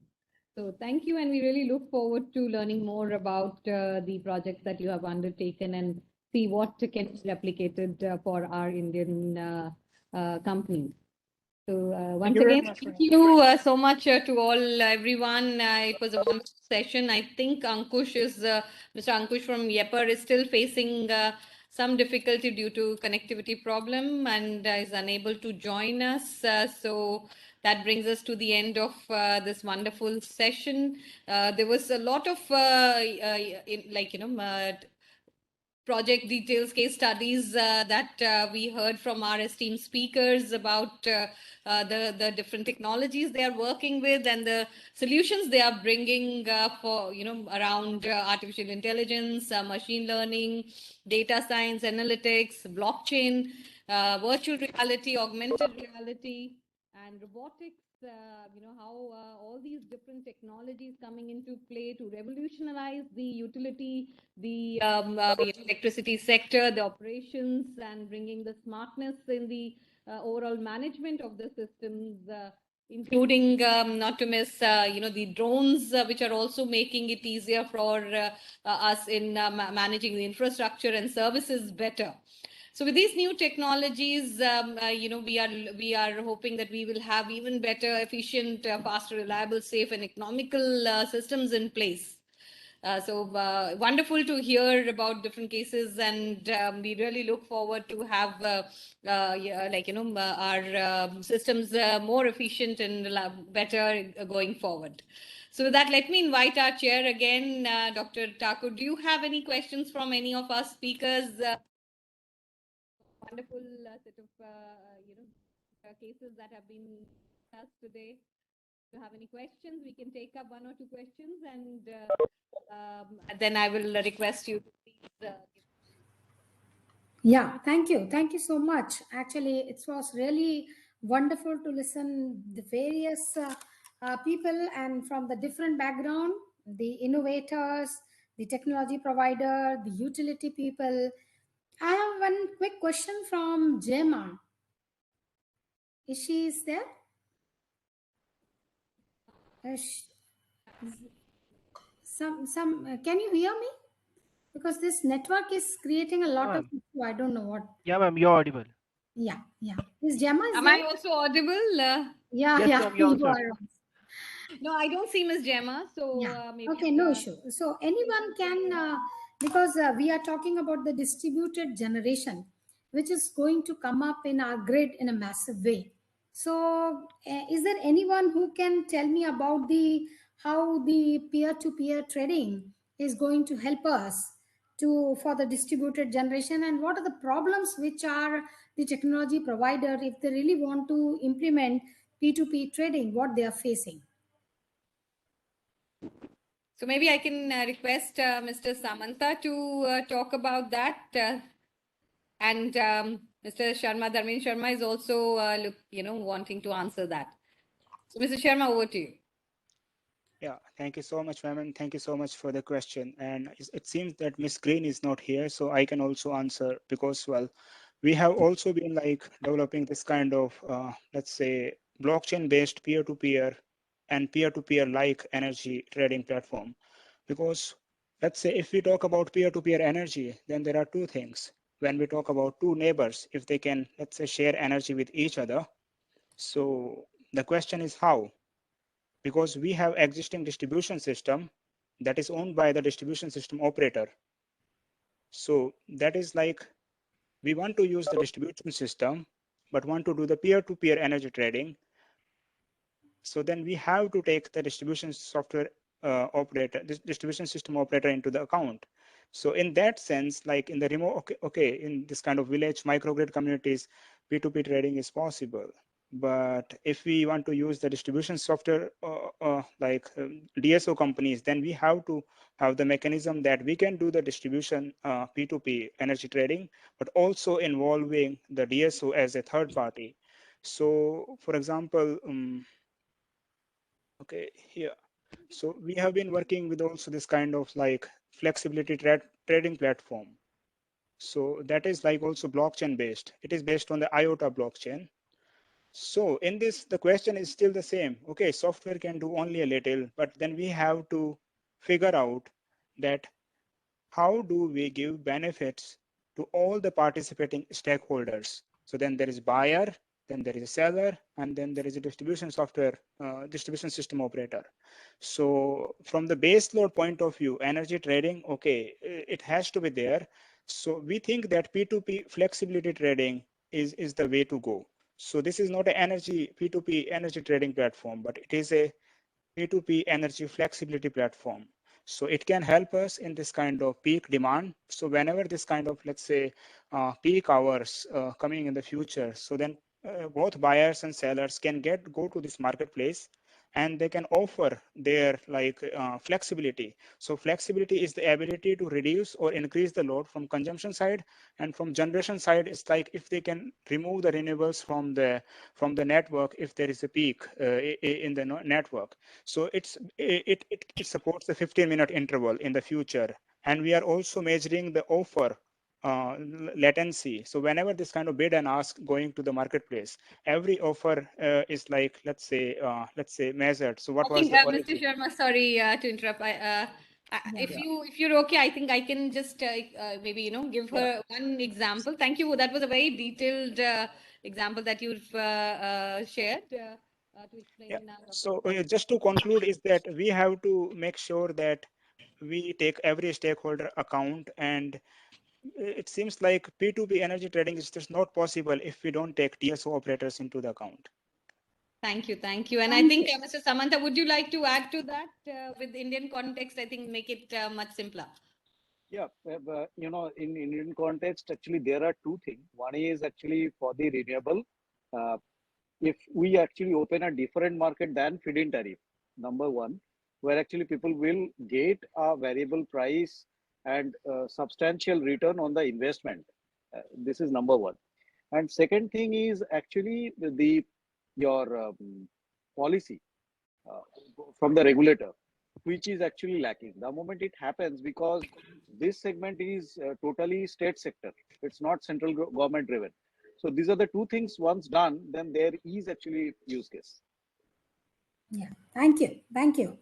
Can I take another quick question from Sumit Gupta, because he was from Asset Plus Consulting and talking a very relevant issue, which India is facing, reduction of AT&C losses. So can you quickly give me one example where actually you have seen that by implementing AI ML or these disruptive technology, you have a case study for reduction of losses? Is this question to me or Mr. Gupta? Yeah. Sumit Gupta. Yeah. Thank you, Mr. Gupta. Gupta, you are on mute. Mr. Gupta, you are on mute. Can't hear you. Yeah, we can't hear you.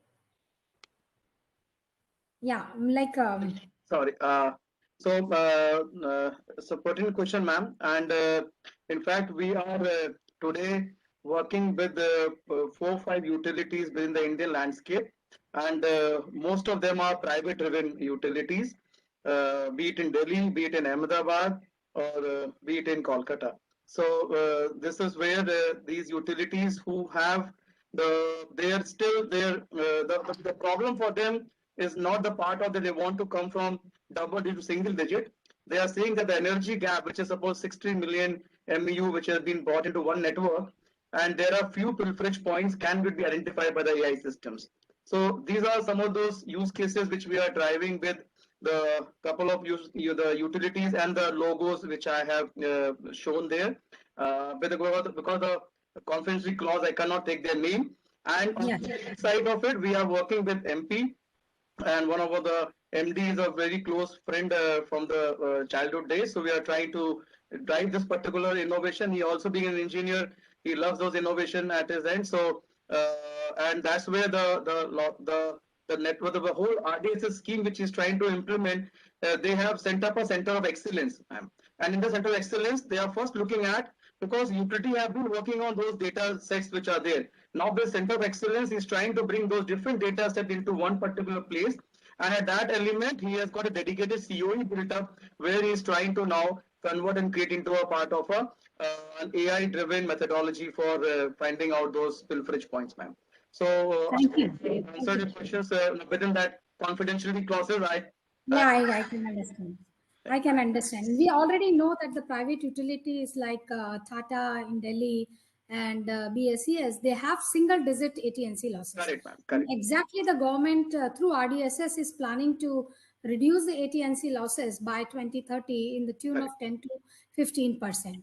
So I'm very sure with the technology, we can take care of the major issue, which is responsible for financial liabilities and financial problems in the DISCOM is the AT&C losses. And ma'am, over here, institutions like yours, NPTI, and August institutions like ISGF play a very remarkable role, because this can only be brought in by imbibing a culture within the utility. I'm talking about the government utilities, and the training centers and the capacity build centers like you have to dwell on bringing those right people, right forums to when the batches of these utility engineers come to you for training them and equipping them on these tools and techniques, where those innovative platforms, like our friends have also demonstrated, this could also be shown into those utilities and they can leverage the benefit what our private sectors have been driving, ma'am. Thank you. Yes, I'm surely we are going to do that. Thank you. Thank you, ma'am. Thank you. Yes, Reena. So, do you have any further questions or any other? Because we are already 15 minutes ahead. Yes, so I was, So I was just keeping some time because we had a little bit of leverage there. So yeah, that is I very good actually. But from the consumer point of view, as we are seeing that the consumer in the urban utilities, like private utility, like we are having Rajiv Das ji, and as well as we have Samantha from Tata Power. So what is your experience actually? But in urban, consumers are cooperating a lot, and you are getting good business. But how you can foresee that this kind of model can be implemented for the semi-urban category, or how we can go ahead for other kind of categories of consumer in the small town? So are you talking about this renewable point-to-point one, or No, just a common experience, because you are getting a lot of support from the consumer also, and the consumer are happy if they are getting good power, so they are really willing to pay you. okay? But how do So you rather, foresee that this yeah, can I be understand. replicate into the semi-urban consumers? So see, Tata Power, we started like we were doing business in Ajmer, Mumbai, and Delhi. Recently, we have actually increased our customer base by 5 times at Odisha. So you know that semi-urban, urban, rural, everything is there. So Yes. the objective is whatever is learning, we are taking it there, and to try to create the confidence in the central government and all the policy bodies, so that they can open the entire India into this, and definitely that will send a different signal to the sub countries as well. In a private utility, yes, we can go even outside. So that is what we are seeing. And not only that thing, when in the consulting opportunity in African countries and some Central Asian countries, uh, we have seen that this concept is being accepted very well. So definitely it has future, and totally it is driven by technology. So can are we still ready for the retail electricity market in India?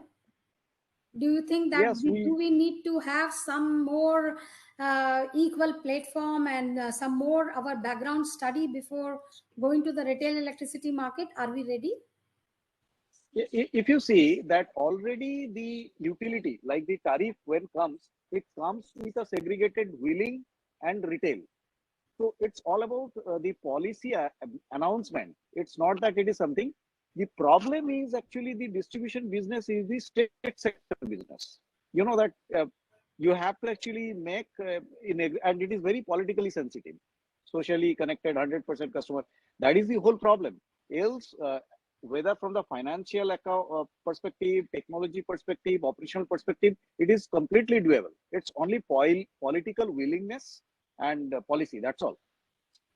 Very good. So another very different perspective, because as Devendra was mentioning that we are also transferring data from one place. We are right now working on the IT platform.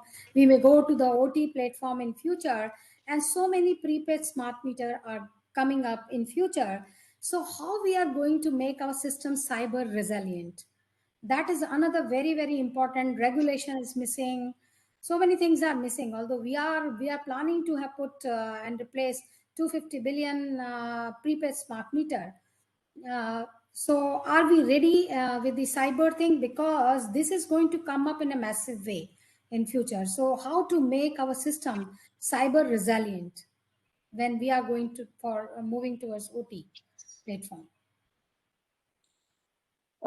See, there are two portions which is actually beyond the utility network actually being operated. One is the metering, another is the substation automation equipments, which is kind of OT system. And there actually, it's not that like the RF meter that is coming with the key exchange mechanism, both the static key and dynamic key, as well as at the application level, there are a lot of firewall and many other network level, as well as the key exchange level, like the session layer and any other different layers. Actually, securities are there, but you know that the adoption of the securities should be in the standard document, like the bidding document, which is coming in the RAP-DRP and IPDS and RDSS. Then actually it is possible. Else, the L1 mechanism will actually enforce diluting of these things. So there has to be another part of the exclusion. What actually are the things we do not want? Like there are different technology already should be like blacklisted at the national level. So these are the things we should not want. Then only we'll be able to make it resilient. Because already we were running the business on the public utility domain. If you see all the like the big utilities or the state utilities, they run everything on the Gmail and on the cloud. So it's not that actually it is not insecure. It is already insecure. Rather, we need to ramp up the security. That's all. And CEA, NCIPC, they are working a lot. They have created a standard along with the BIS. In BIS also, I'm working on many, like just to extend it. So it is doable. It's not, it's impossible. Yeah, although there is no need to make all this. Yeah, sorry. Yeah. I'm so sorry. I know we are having a very interesting conversation here, but really sorry to interrupt that. We will have to close the session because we already have speakers from the next session with us who have joined here. Okay. Thank you. I really am very privileged to be part of this session, and I really would like to thank all the speakers for imparting such a imparting and sharing their knowledge. That is really very helpful for the coming time, and especially in India, where we are really going forward for technology intervention in each and every step, and especially for the distribution sector. So really, thank you all of us for joining here. Thank you, ISGF, for giving this opportunity. Thanks once again to all the speakers. Namaskar.